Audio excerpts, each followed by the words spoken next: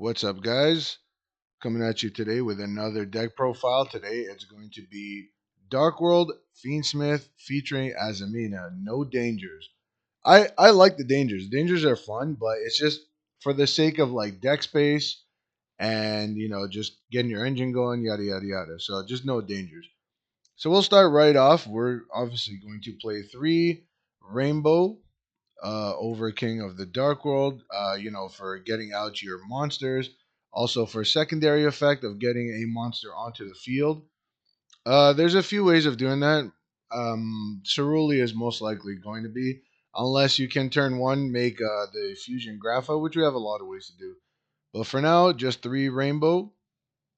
Next, we play Grapha, Dragon Lord of Dark World at 2, for obviously Fusion Material and Destruction. We play one Diabolica, the Draconic General. This card is actually really useful because let's say when a fiend monster is sent to your graveyard by card effect, you can special summon this card while in hand or from grave.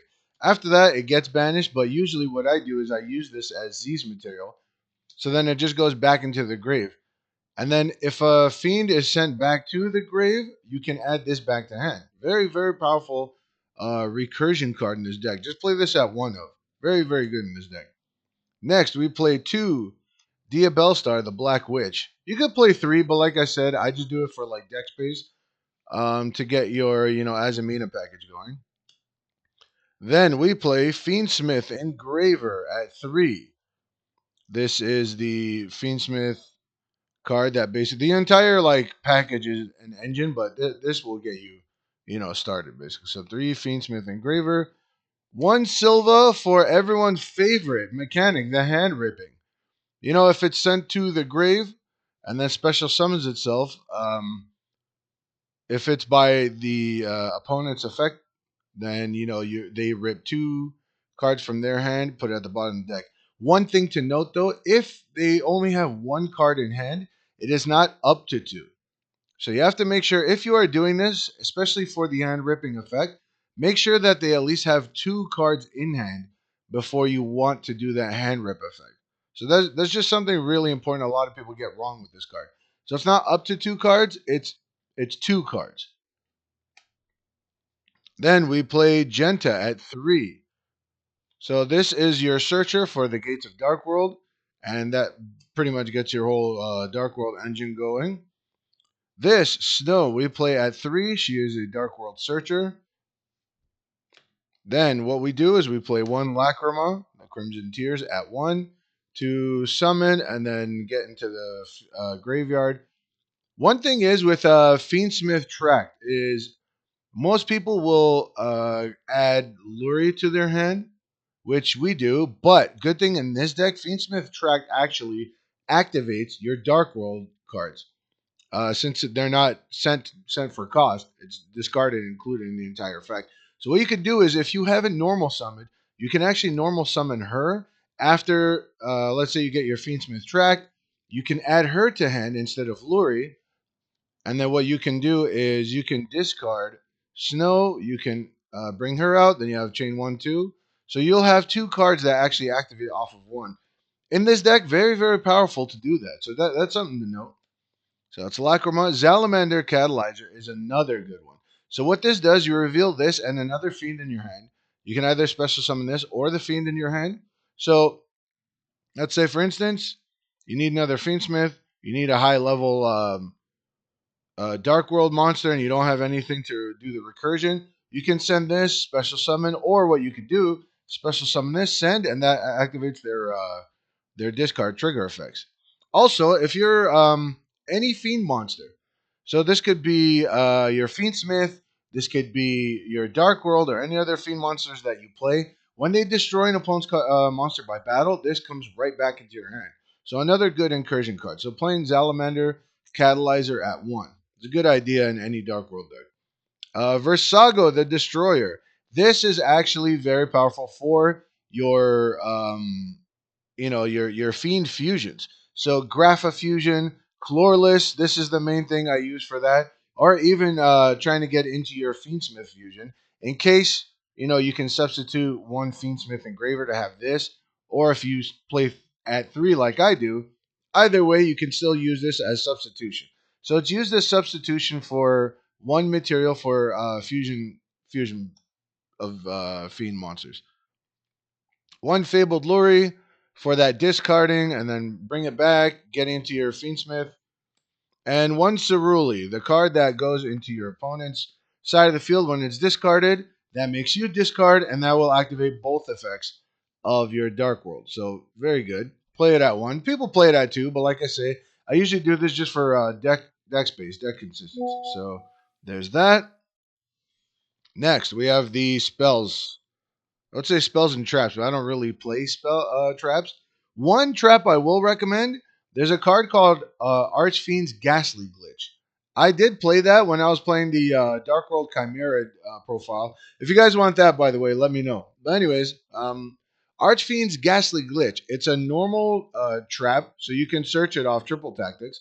But what it does essentially is it will send one monster from your opponent's side of the field to the grave. Then you can dump one fiend to the grave. If you dump Diabolica, or if you dump anything else, you already get material. If you dump Diabolica, and then let's say something gets sent to the grave, come back to hand, you have a lot of options. It's actually a very useful card, especially with Dark World Accession being a quick play.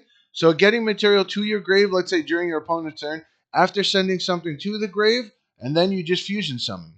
Very, very good. Actually, it's very worthwhile. I played it at 2. I didn't see it come up too often with 2. I saw it come up when I needed to.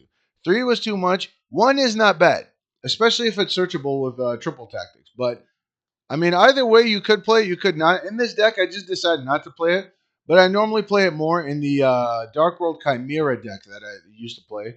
It came up way more then. And if you guys want me to do that profile, just let me know, and I'll show you everything you need to know for that. But anyways, moving on. We play the Gates of Dark World at 2. I don't play this at 3 because with Genta being at 3 in this deck, uh, and this being at 3 in this deck, it was too much seeing like both of them. What you want to do is most likely you want to see your Genta because Genta will send to the grave to get you this, so you already have that banishment material in your grave, and it gets you this in hand. But either way, I mean, seeing this in hand, if you have some fiend, is not too bad. But seeing it at 3 is just too much, I feel like. It's 2 Gates of Dark World, 2 of the custom fan made Dark World cards. Unfortunately, it's not Dark World Corridor, so it's not searchable with like Snow's effect. But Dark Corridor is actually really powerful. It adds you one Dark World monster, and then you discard one card. So very simple, but very effective. For those who know Dark World, it's all about discarding. It's all about graveyard. 2 Dark Corridors. We play 2 Fiendsmith Track. And like I said, this card is amazing for your Fiendsmith for to be able to fusion into the from the grave. Also activates your Dark World card. So that's really cool, man. So 2 Fiendsmith Track. 2 Deceptions of the Sinful Spoils to get into your Azamina, to search out your hollowed Azamina. Just playing at 2 is good in this. This is the motherload of this deck. Dark World Accession. So, quick effect fusion into any fiend monster. So, if you're summoning a Dark World monster, you can also use like material in your grave, I believe. No, you can also discard material. I have to like reread that for a second. So you can also discard in order to fuse, but it works into fiends. So let's say you have your fiendsmith. They stopped your fiendsmith cards. You could use this banishing whatever material in order to make your fiendsmith fusion. Also, when it's in the grave once per turn, if you have a fiend monster, you can actually, if you have a Dark World monster, you can discard that, get this back. You have this back in hand. You can set it for the next turn, and now you've already activated your Dark World monster. So that's pretty good. Very, very powerful card. You cannot play Dark World without this card. I've seen people play that too. Like I said, if especially since it can recur into your hand, you can basically set it again. You don't really need to play that too. Searchable for from snow, yada yada yada. Dark World Archives is very powerful in this, especially with the Fiendsmith track, because what it does is if you have a Dark World monster on the field, you can discard one Dark World monster, increase that monster's attack based on the level of the discarded monster. Also, secondary trigger effect: any card that was discarded um, off of a Dark World effect, you can discard a card, any card, draw two. So you don't necessarily need the first effect to trigger the second effect. So let's say you use the Gates of Dark World and you have this on field. So you're already discarding one, trigger this, discard any other card, and then draw two. So very powerful recursion card. Or sorry, drawing into card. One, the Hollowed Azamina for your Azamina monsters. This is actually very, like the whole Azamina package is very recursive in this deck. One, I just play one Wanted since I only play Diabell Star at 2. Like I said, if you want to play Diabell Star at 3, then I would probably recommend getting putting 2 Wanted into deck, but 1 is good.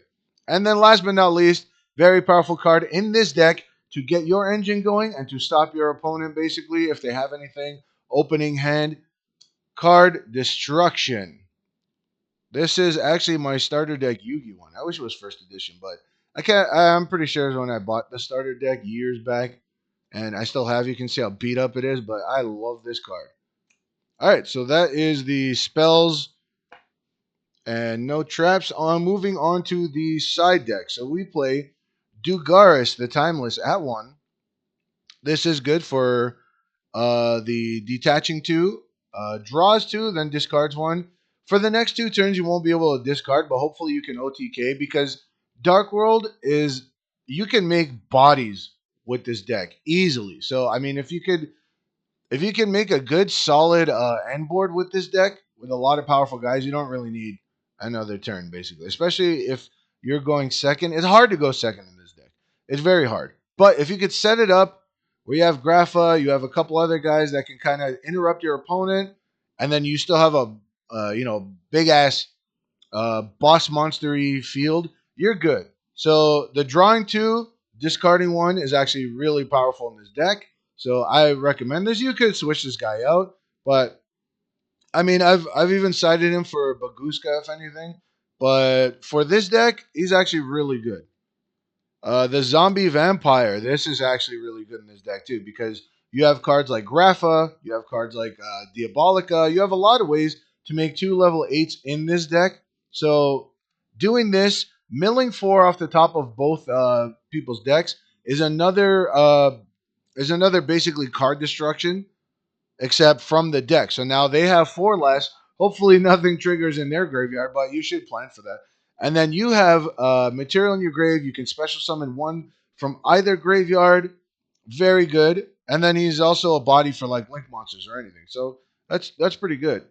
We play our Dark World Superstar Slayer Typhon Sky Crisis. Everyone should have one of these in their deck. If not, they're sided out. It's very good in this format. So that we have Chaos Angel. You can actually easily get both the light and dark synchro effects of this guy with Fiendsmith and Dark World. So, there's Fiendsmith Engraver, Genta, 4-star dark, 6-star light. There you go. 1 Fiendsmith Requiem, 1 Fiendsmith Sequence, 1 SP Little Knight, 1 Muckraker, 1 Moon of the Closed Heaven, 1 Underworld Goddess. This is really good in this because let's say after building your board, you have Muckraker, locks you into Fiends. You got this. What I didn't know, my cousin actually did this on me, was so with Underworld Goddess, if people know that play this card, you can use 1 monster from your opponent's side to make this. So you have 4 from your side, 1 from your opponent's. But if you have Moon of the Closed Heaven, so it says if you are going to make a link level 5 using this card, you can actually use another monster your opponent controls. So with Moon of the Closed Heaven, one monster your opponent controls, and then Underworld Goddess, another monster your opponent controls. So you can use this, one other card, two monsters your opponent controls, and then make you Underworld Goddess. There you go. There's that. And then for the fusions, we play Azamina Il Silvia, Azamina Murcielago, Fiendsmith Desiree, Big Boy Grapha, Dragon Overlord of Dark World, and Colorless, Chaos King of Dark World. I hated I I hated this card when it first came out. When this card first came out, I was actually really excited. But then when I realized that you needed the original rainbow, the original stupid rainbow that nobody plays, in order to really make this card, I got so pissed off. But then my cousin told me, hey, there's a fiend card called Versago the Destroyer, and you can use that as a substitute. This card now is so easy to get out with that. And what's a good combo?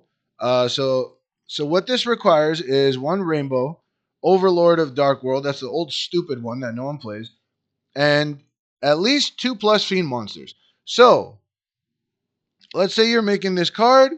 You have Genta in your grave. When you make this card, right away, after banishing your monsters to make this card, um, this will trigger. So you can chain block his destruction effect. That actually came up with locals so many times when I played the Chimera Dark World version. So I would make this right away. This would trigger, and so he would come back, and then they would basically have to react to Genta. They can't react to this. So once they do all of their stuff, any sort of reaction, chain reaction, this would resolve. This would blow up their entire field. After that, he also has a quick effect protection. You could discard one card in order to protect one card on the field. So you could use it to protect himself. That discard also triggers off another Dark World effect. So, man, this is the boss monster of this deck. I've honestly summoned this on opponents at locals with like 8k, 10k attack after nuking their board, and it's my turn, so they die. It's actually really good in this deck. Versago is the key to making this guy. Probably even Fiendsmith Desiree has come up a couple times. Grapha Fusion. So, I mean, you have a lot of ways that Versago will help you on this. So, that is the side deck. Moving on to hand traps. Hand traps in this, Mulcharmies is also another key in this set for Dark World. Drawing in this deck. Mulcharmies, I just play Fulalos at 3. I haven't really played the other Mulcharmies, like I said in my last video. I don't know. I just don't want to buy the other ones right now. But I mean, Mulcharmies, there you go. For drawing in this deck. This was the enemy of this deck. Now in this format is such a helpful little guy. Droll and Lockbird. Anyone who played Dark World when Dark World first came out and this card was in knows what a punk ass this card was. So, this shuts you down. This shuts you down. But in Dark World, helps out. Also in this format, helps out. So it's a generic good card just to have. Three of. Three Ash Blossoms. One Crossout Designator. You could play Imperm. Imperm is it's a nice generic card. I feel like in this deck you don't really need it too much, but you could side it out. And then, it's a good crossout target. So crossout. Triple Tactic Talent at 1 because it's at 1. Called by the Grave, we play at 1. Dark World Puppetry. I forgot. It's not a hand trap, but I don't put it in the main deck. I side it out. What this does is you can target up to 3 cards in any graveyard. Banish them, then discard 1 fiend monster. So that's the first effect. So you could banish cards from either graveyard. So let's say your opponent's trying to, use their graveyard. So you activate this, you can banish 3. What's good is you can also banish from yours. So if you have Genta, let's say, you can banish that, including whatever other cards from your opponent's grave. have Genta back. So it's also a recursion for you.